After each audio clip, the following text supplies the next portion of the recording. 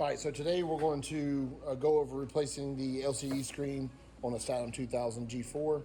First thing you'll want to do is remove the cover. I've already removed all the screws from the unit, and then you just want to lift that cover off, roll it over to a side. You'll notice your connections here for your logic board. So you're going to want to disconnect these first, make you some room there.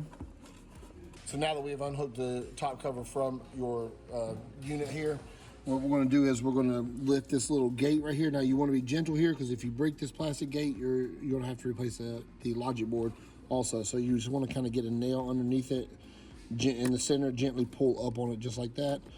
Your LCD screen will come loose there.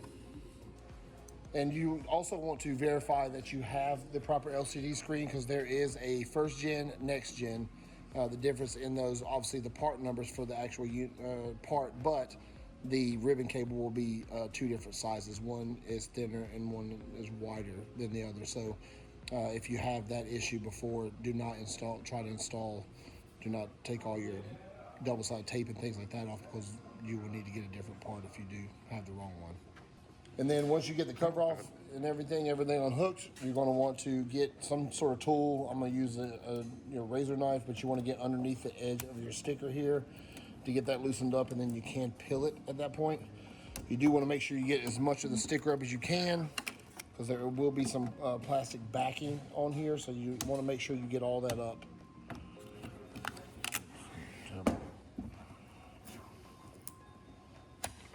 So now that we got the overlay off of the top and everything, you're going to just get underneath. You'll see this groove at the bottom there. You're just going to get underneath that and just pop that double-sided tape loose. And once you get that up, you'll be able to pull this screen out of the holder just like that. And the old screen, we're just going to toss that. Your new screen, you'll see your double-sided tape there. That's what's going to hold it down. You just want to feed your ribbon cable through.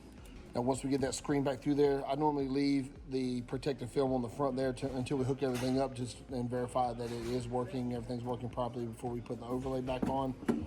At this point, you want to flip your top cover up. You want to feed your ribbon cable back through your gate right there. Snap that down closed. If you have any questions about Statim G4 2000 part replacements, maintenance, or anything else, give us a call at 704-966-1650 option 3 and we'll help you with whatever you need. And please don't forget to like and subscribe.